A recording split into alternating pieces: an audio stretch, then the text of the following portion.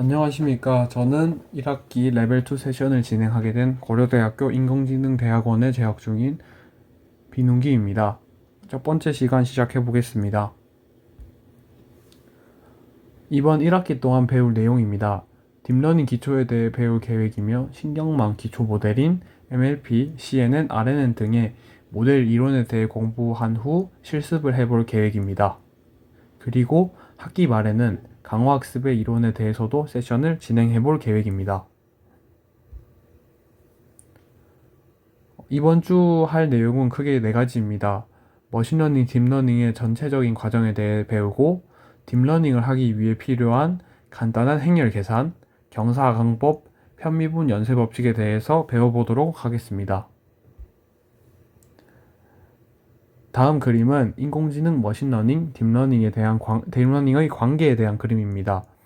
인공지능은 쉽게 말해서 사람이 하는 일을 기계 혹은 컴퓨터가 할 수 있게 하는 것입니다. 인공지능을 구현하는 방법에는 다양한 방법이 있는데 그 중 하나가 머신러닝인 것입니다. 머신러닝은 데이터로 기계를 학습시키는 방법을 말합니다. 그리고 머신러닝의 다양한 방법 중 딥러닝이 있는 것이며 딥러닝은 머신러닝을 포함하고 있는 것입니다.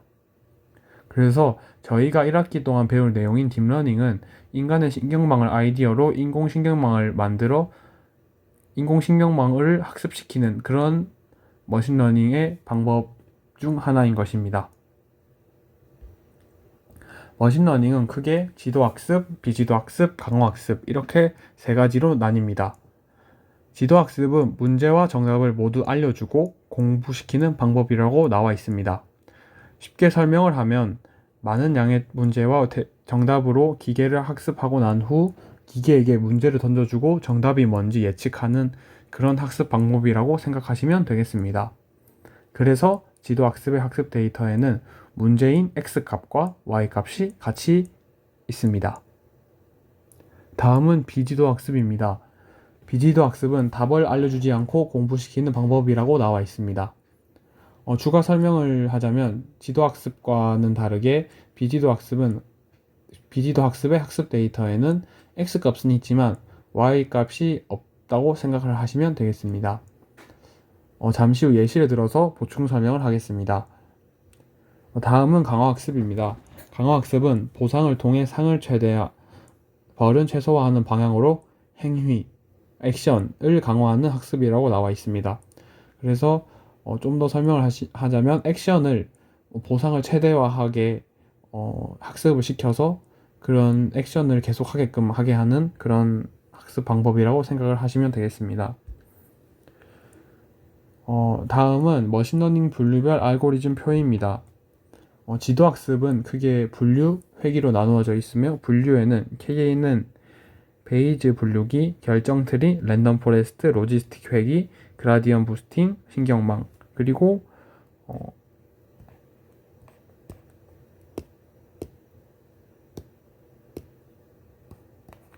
서포터 벡터 머신이 있습니다. 그리고 회기에는 선형 회기 분석, SVM, 신경망이 있는데 서포터 벡터 머신 같은 경우에는 분류도 가능하고 회기도 가능합니다. 다음은 비지도 학습입니다. 비지도 학습에는 크게 군집화, 데이터 변환, 차원 축소로 나눠져 있으며 군집화의 종류에는 K-민즈, DB-스캔 등이 있고 데이터 변환에는 스케일링, 정규화, 로그 변환 등이 있습니다. 그리고 차원 축소에는 PCA, 시각화 등이 있습니다. 시각화의 대표적인 예로는 티슨이라는 기법이 있다고 알고 있습니다.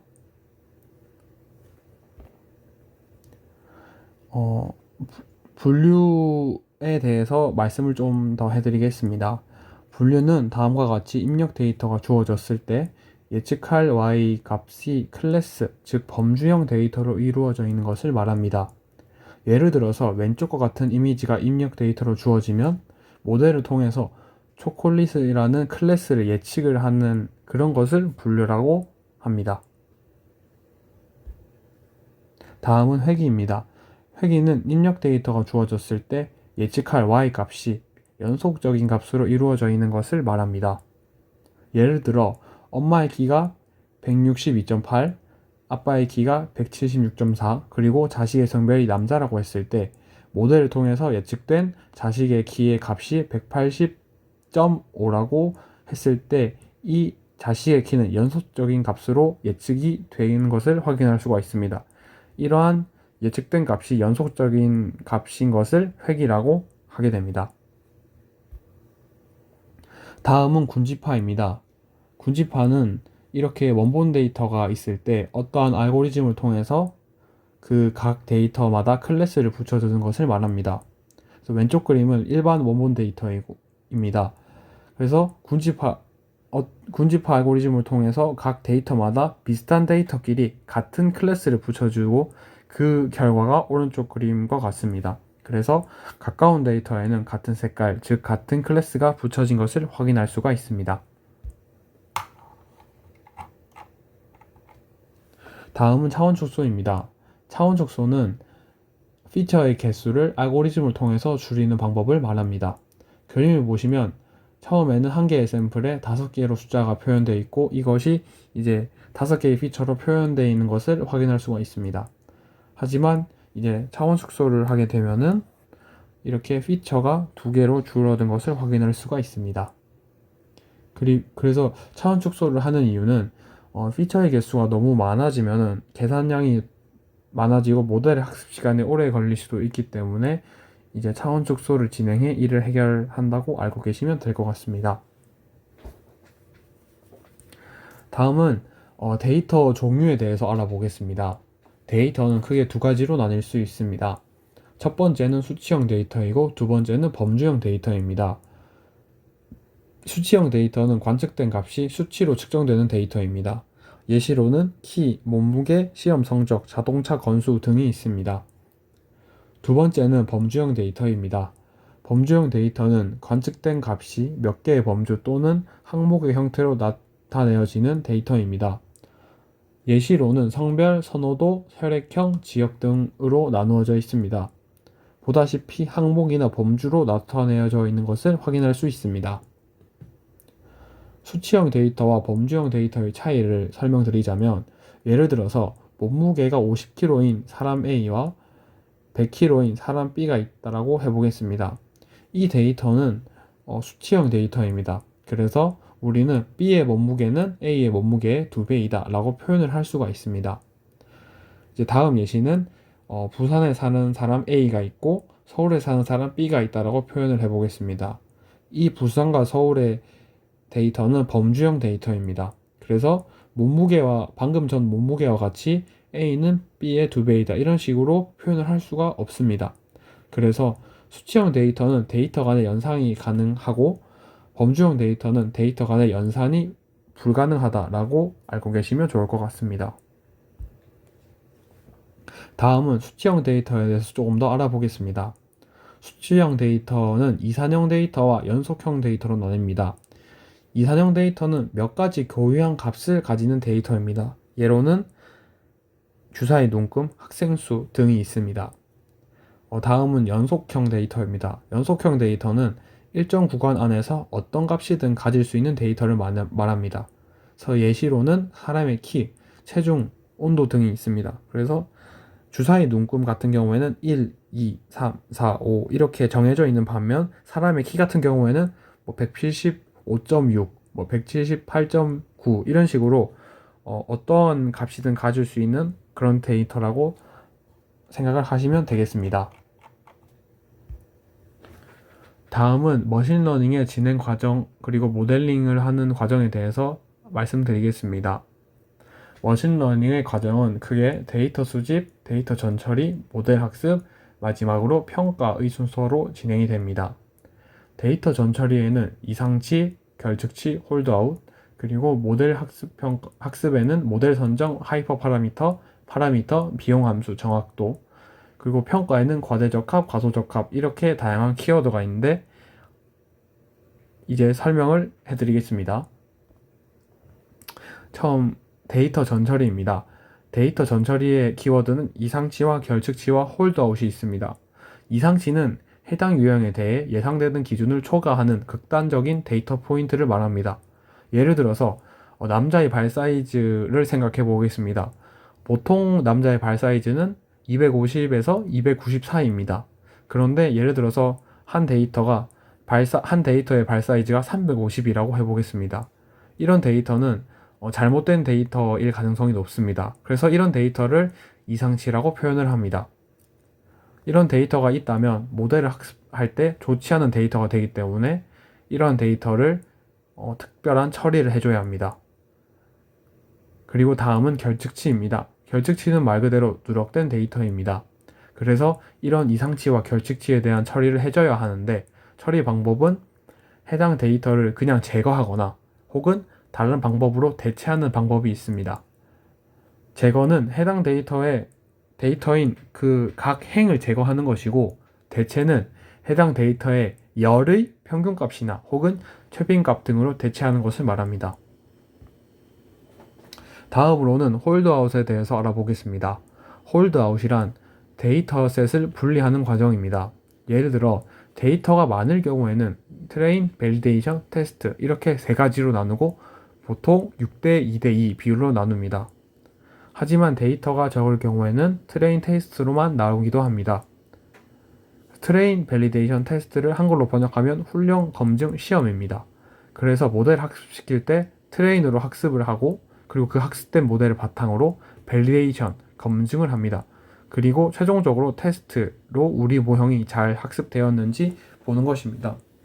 그리고 제가 방금 전 트레인 밸리데이션 테스트가 6대 2대 2 비율로 보통 나누어진다고 했는데 생각보다 데이터를 다룰 때 이렇게 나누어지지 않은 데이터들도 많으니 이 수치에 대해서는 그냥 참고만 하시고 넘어가시면 되겠습니다.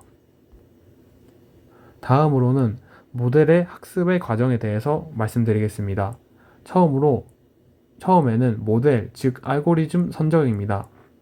가지고 있는 데이터로 최적의 모델을 만들기 위해서 모델을 선정하는 것을 말합니다. 머신러닝에는 많은 종류의 모델이 있습니다. 혹시 모델이 헷갈리신다면 알고리즘 또는 방법 등으로 이해하시면 되겠습니다.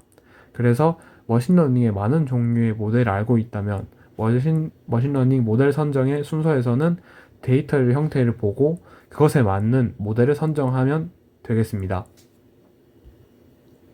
다음은 하이퍼 파라미터와 파라미터입니다. 통계학을 공부하셨다면 파라미터라는 용어에 대해서 조금 익숙하실 수 있습니다. 설명을 드리자면 하이퍼 파라미터는 모델링을 할 때 사용자가 직접 세팅을 해주는 값이고 이 세팅한 값은 학습할 때 바뀌지 않습니다. 하지만 파라미터는 모델 내부에서 결정되는 변수입니다. 그래서 파라미터는 모델이 학습할 때 조금씩 바뀌면서 최종적으로 학습이 잘 된 그런 파라미터가 이제 그 모델의 최종적인 파라미터가 되는 것입니다. 그래서 머신러닝의 최종 목적은 학습을 잘 하는 것이고 이 학습을 잘 하기 위해서는 저희가 생각을 해서 최적의 하이퍼 파라미터를 세팅을 해서 그에 맞는 학습을 진행하고 그거에 대한 최적의 파라미터를 찾는 것을 말합니다. 다음은 비용함수, 즉 손실함수와 정확도입니다. 비용함수란 원래 값과 가장 옥차가 작은 가설함수를 도출하기 위해 사용되는 함수입니다. 쉽게 말하면 오차라고 생각을 하시면 되겠고 오차라는 개념과 비슷하지만 오차와 다른 개념의 비용함수도 존재하기 때문에 오차라고 쉽게 생각을 하셔도 상관은 없습니다.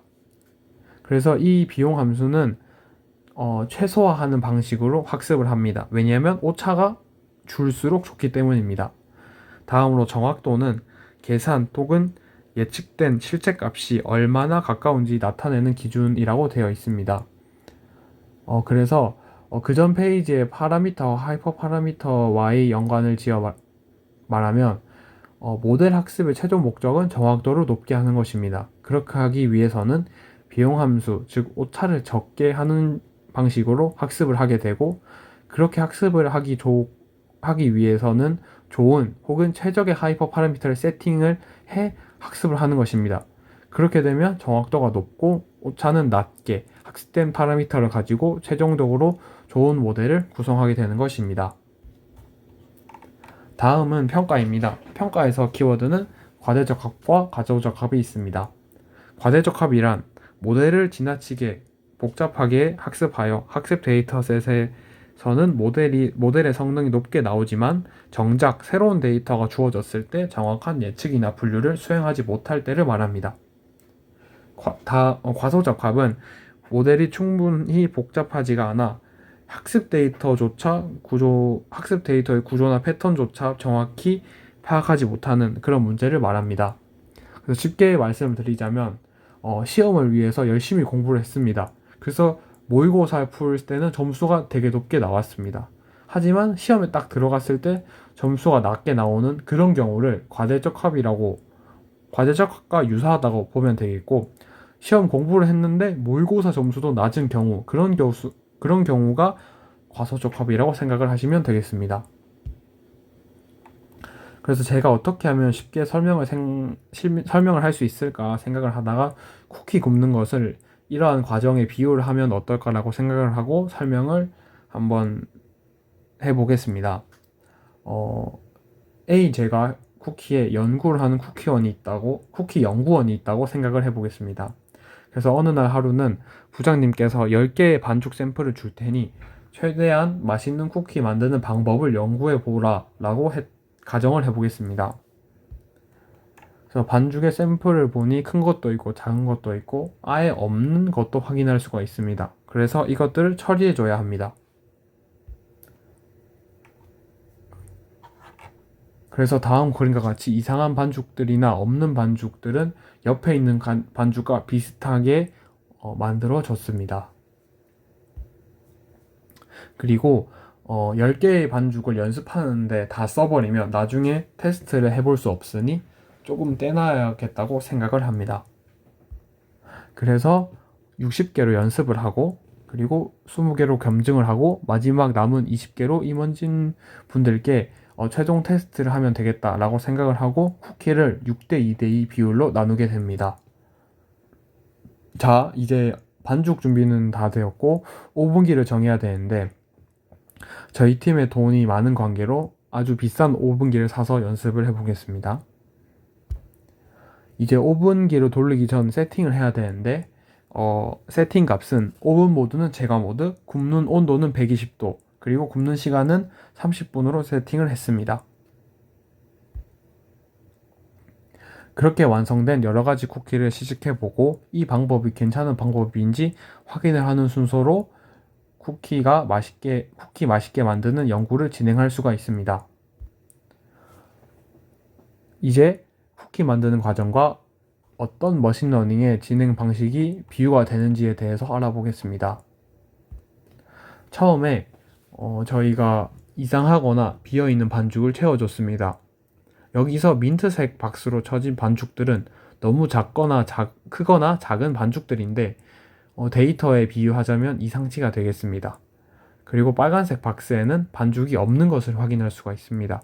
그래서 이런 것을 머신러닝에 비유하면 결측치와 비슷하다고 생각을 하시면 되겠습니다. 그래서 저는 이상치와 결측치를 제거하지는 않고 평균치와 비슷하게 평균치 대체를 해줬습니다.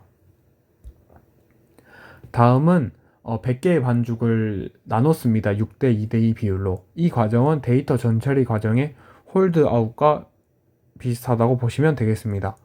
그래서 60개는 트레인 셋, 20개는 밸리데이션 셋, 20개는 테스트 셋이 되는 것입니다. 저희 팀은 돈이 많기 때문에 아주 비싼 오븐기를 선택했습니다.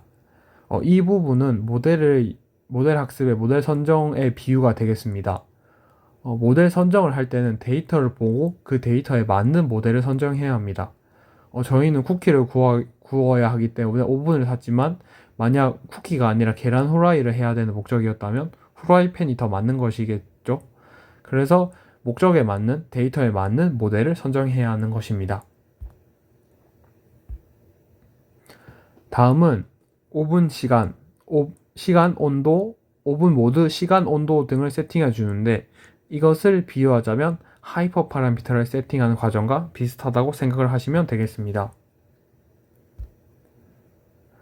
다음으로는 완성된 쿠키의 특징을 봐야 하는데 쿠키의 바삭함 정도, 당도, 퍽퍽함 등이 완성된 쿠키의 특징이 되겠고 이러한 특징이 그냥 파라미터로 비유가 되겠습니다. 만약 쿠키가 맛있다면 저 세 가지 특징이 맛있는 쿠키의 특징, 즉 모델의 최적의 파라미터가 되는 것입니다. 완성된 쿠키를 사람들에게 시식을 해보라고 하고 맛있다고 생각하는 사람과 맛없다라고 생각하는 사람을 조사하는 과정입니다. 제가 앞에서 말했듯이 비용 함수는 최소화하고 정확도는 최대화하는 식으로 모델을 학습한다고 하였습니다. 그래서 맛있다고 생각하는 사람은 정확도의 비유가 되겠고 맛없다고 생각하는 사람의 수는 비용 함수의 비유가 되겠습니다. 마지막으로 평가 부분입니다. 표를 보시면 첫 부분에 60개로 연습을 해서 쿠키를 만들었을 때 맛있다고 한 사람이 58명이면 해당 쿠키 제작 방법은 좋은 방법이라고 할 수 있습니다. 하지만 이 방법을 토대로 20개를 만들어 봤는데 맛있다고 하는 사람이 5명밖에 되지 않습니다. 이와 같이 연습 때는 결과가 좋게 나오지만 검증이나 테스트에서 결과가 좋지 않게 나오는 것을 과대적합에 비유할 수가 있겠습니다. 밸리데이션 부분인 20개에서 결과가 안 좋게 나오니 다시 반족을 60개를 가져와 다른 방법을 연구해야 할 것입니다. 표의 두 번째 부분을 보시면 60개로 연습한 것을 시식해보니까 좋아해주는 사람이 20명밖에 되지 않습니다. 그렇다면 이 방법은 잘못된 방법이겠죠? 이렇게 연습한 결과가 나쁘게 나오는 것을 과소적합으로 비유할 수가 있겠습니다. 만약 정말 이렇게 맛있는 쿠키를 만드는 방법을 터득했다면 표의 마지막 결과처럼 각 세트별로 좋아하는 사람이 많으면 좋은 방법이 되는 것입니다. 이렇게 해서 이제 머신러닝의 전반적인 과정을 쿠키 만드는 것에 비유를 해봤고 다음으로는 행렬에 대해서 배워보겠습니다. 왼쪽 처음에 이제 숫자가 하나 있을 때 이제 스칼라라고 합니다. 그리고 이 스칼라들이 모인 것을 벡터라고 하고 이 벡터가 모인 것을 행렬이라고 합니다. 그리고 이 행렬의 각 숫자 하나하나를 원소라고 합니다. 다음 그림을 보시면 n by n의 행렬이 있습니다. 이 말은 행의 개수는 m개이고 열의 개수는 n개임을 말합니다. 중간에 3 by 3 행렬을 보시면 여기서 이제 A31을 구하라고 가정을 해보겠습니다. A31은 3행 1열 원소가 무엇인지 물어보는 것을 말합니다. 3행 1열 원소는 4가 되는 것입니다. 다음은 행렬의 연산에 대해서 알아보겠습니다. 행렬의 덧셈과 뺄셈은 행렬의 각 원소를 더하거나 빼면 됩니다. 여기서 주의해야 할 점은 행렬을 할 연산의 행과 열의 개수가 A와 B가 일치해야 계산이 가능하게 됩니다. 다음으로는 행렬의 곱입니다. 행렬의 곱은 덧셈과 뺄셈과는 다르게 해당 원소끼리 곱하는 것이 아니라 A의 1행과 B의 1열을 곱하고 더한 것이 A, B 곱세 1행 1열 원소가 되는 것이고 A의 1행과 B의 2열을 곱하고 더한 것이 AB 곱세 1행 2열 원소가 되는 것입니다. 그래서 행렬을 곱을 할 때는 앞에 행렬의 열의 개수와 뒤에 있는 행렬의 행의 개수가 동일해야만 계산이 가능하게 됩니다. 다음으로는 전치 행렬과 단위 행렬입니다. 전치 행렬은 기존의 행렬에서 행과 열을 바꾸는 것을 말하고 단위 행렬은 그림과 같이 대각 원소들만 1이고 나머지 원소들은 0인 행렬을 말합니다. 이 단위 행렬은 이 오른쪽 행렬 같은 경우는 단위 행렬이라고 불리기도 하고 항등 행렬이라고 불리기도 합니다. 그래서 이러한 단위 행렬은 어떠한 행렬이든지 A라는 어떠한 행렬이 있을 때 이제 단위 행렬을 곱하면 똑같이 그 A라는 행렬이 나온다는 그런 특징을 가지고 있습니다.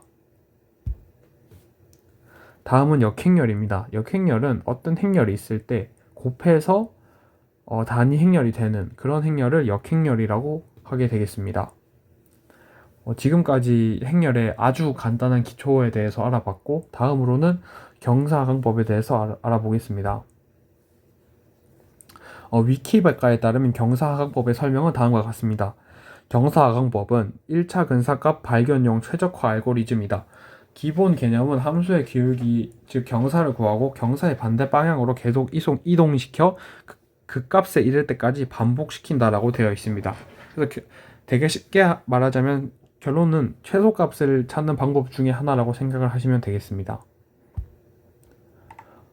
다음 그림은 경사하강법이 진행되는 과정을 나타낸 그림입니다. 초기값이 이렇게 있고, 이 초기값에 대해서 기울기를 구해서 이 좌표값이 그 값에 이를 때까지 반복이 되는 그런 그림입니다. 그렇다면 이러한 과정이 수식으로는 어떻게 이루어지는지 한번 살펴보겠습니다. 예를 들어서 y x제곱이라는 함수가 있습니다. 그리고 y가 최소값이 되는 x를 찾는 그런 문제를 푼다라고 해보겠습니다. 저희가 원래 알고 있는 방법으로는 y를 x에 대해서 미분해 dy dx를 구한 후 이 값이 0이 되는 x 값을 찾는 방식으로 문제를 풀었습니다.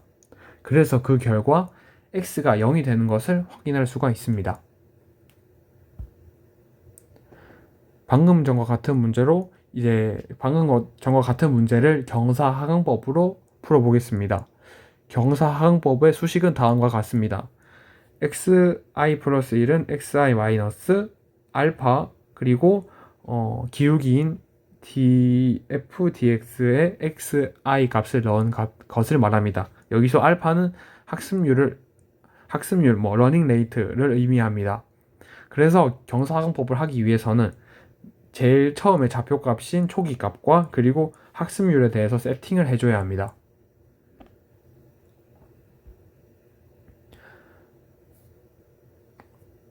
방금 전 수식을 통해서 이제 x2를 계산해 보겠습니다. x1은 4였고 학습률을 이제 0.1이라고 가정을 했을 때 x1은 4고 이제 학습률이 0.1이라고 가정을 해 보겠습니다. 그래서 여기서 이제 a는 학습률이고 dy dx가 기울기가 되는 것입니다. 그리고 그 dy dx의 x 값은 x1을 넣어주게 되는 것입니다. 그래서 4-0.1 곱하기 2x인데 x가 x1이 들어가니까 x1은 4죠. 그러니까 2 곱하기 4가 되는 것입니다. 그래서 결과는 3.2가 되는 것을 확인할 수가 있습니다. 그래서 이 좌표가 x1이고 이 좌표가 x2가 되는 것입니다. 그리고 x3를 구해보면은 x2 마이너스 알파 곱하기 dy dx 바 x는 x2입니다. 그래서 3.2 마이너스 0.1 곱하기 2 곱하기 3.1을 하면은 2.56이 나오게 되는 것을 확인할 수가 있습니다. 그래서 이 점을 찍어보면은 다음과 같이 되는 것입니다. 그래서 이러한 과정을 10번을 진행을 한 결과입니다. 그래서 x1이 4, x2가 3.2, x3가 2.56, x4가 2.048 이런 식으로 0에 점점 수렴해 나가는 것을 확인할 수가 있습니다. 그래서 그래도 아직까지 0에 완벽히 수렴을 하지 않았으니 0에 수렴을 하기 위해서 횟수를 좀 더 늘려서 진행을 해 보겠습니다. 이번에는 이제 횟수를 늘려서 100번을 진행하고 그 좌표들을 다 찍어봤습니다. 10회 진행한 것보다는 100회 진행한 것이 확실히 0에 더 가깝게 수렴을 하는 것을 알 수가 있습니다. 그래서 이렇게 좌표값을 기울기와 이제 연관지어서 이제 이동해 가면서 이러한 극점을 찾는 이런 방법을 이제 경사하강법이라고 알고 계시면 될 것 같습니다. 다음은 미분 연쇄 법칙에 대해서 말씀을 드리겠습니다. 예를 들어서 이제 z는 2y 플러스 1의 제곱 그리고 y는 3x가 있을 때 dz dx x가 2일 때 dz dx는 무엇이냐라는 문제가 있습니다. 이것을 이제 기존의 방식대로 y에 3x를 대입해서 풀어보겠습니다. 그렇게 되면 z는 2y 플러스 1의 제곱이고 이것은 그래서 6x 플러스 1의 제곱과 같습니다. 그래서 이것을 x에 대해서 미분을 하게 되면은 2 곱하기 6x 더하기 1 곱하기 6, 즉 12 6x 더하기 1입니다. 그래서 x가 2일 때는 dz dx, x가 2일 때는 12 곱하기 6 곱하기 2 더하기 1, 그래서 12 곱하기 13은 156이 되게 되는 것입니다. 다음으로는 미분 연쇄 법칙을 사용해서 문제를 풀어보겠습니다. 미분 연쇄 법칙이란 것은 dz dx를 구해야 되는데 z에는 x에 대한 값이 없습니다. y에 대한 그런 밖에 없는데 y는 이제 x로 이루어져 있습니다. 그래서 dz dx를 dz dy 곱 dy dx로 이렇게 문제를 푸는 것을 미분 연쇄 법칙이라고 합니다. 그래서 dz dy는 2 곱하기 2y 더하기 1 곱하기 2고 dy dx는 3이 되게 되는 것입니다. 그래서 결론적으로 dz dx는 2 곱하기 2y 더하기 1 곱하기 2 곱하기 3이 되고 x가 2였으니까 y는 6이 되겠죠. 그래서 이 y 값에 6을 넣어주게 되면은 2 곱하기 13 곱하기 2 곱하기 3이 되겠고 이 결과 이렇게 곱하고 4, 12 결론은 156 이렇게 앞의 결과와 똑같이 나오게 되는 것을 확인할 수가 있습니다. 다음은 이제 편미분 연쇄 법칙인데 편미분은 z 이꼴 2x 플러스 3y처럼 이렇게 변수가 2개 이상 있을 때 하나의 변수에 대해서만 미분해 주는 것을 편미분이라고 합니다. 그래서 편미분 연쇄 법칙을 사용하지 않고 x와 y에 3의 2의 1을 대입해서 계산을 한번 해보겠습니다. z는 2x 더하기 3y는 이고 그는 2 곱하기 3a 더하기 3 곱하기 2a의 제곱이 됩니다. 그래서 12a의 제곱이 되겠고 dz da를 구하려면은 이제 2 곱하기 12a의 12가 되겠고 이 결과 a가 1일 때는 2 곱하기 12 곱하기 12 해서 결론은 288이 나오게 됩니다. 다음은 이제 편미분 연쇄 법칙을 사용해서 계산을 해보겠습니다. 여기서 이제 편미분 연쇄 법칙과 일반 연쇄 법칙의 좀 다른 점은 저희가 구해야 되는 dz da는 이제 dz dx dx da로 구할 수 있지만 y로도 구할 수가 있습니다. 그래서 이 두 개의 과정을 더해주는 것을 편미분 연쇄 법칙이라고 합니다. 그래서 dz dx를 구하게 되면은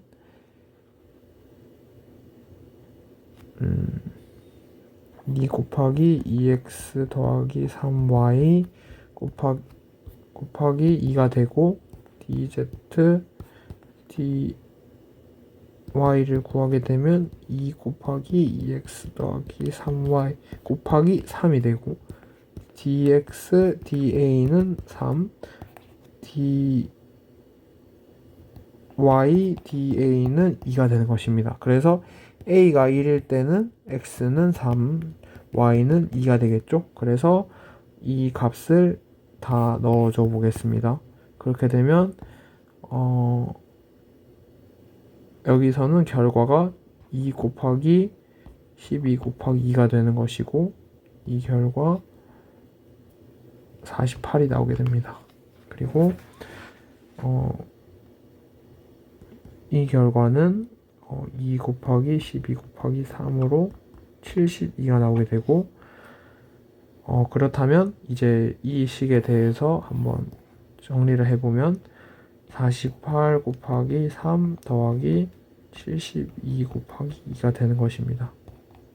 그래서 이 결과는 144 더하기 144가 되고 288이 나오게 되는 것을 확인할 수가 있고 전의 방법으로 한 것과 결과가 똑같다는 것을 확인할 수가 있습니다. 그래서 단적으로 이렇게만 보면은 편미분 연쇄 법칙이 좀 더 복잡한 거 아니냐라고 생각을 하실 수도 있지만 식이 좀 더 복잡해지고 연쇄 법칙을 더 많이 사용해야 된다면 이 문제는 더 간단하게 바뀌게 됩니다. 그래서 오늘 내용은 여기까지이고 다음 시간에는 딥러닝 신경망 기초에 대해서 세션을 진행하도록 하겠습니다. 수고하셨습니다.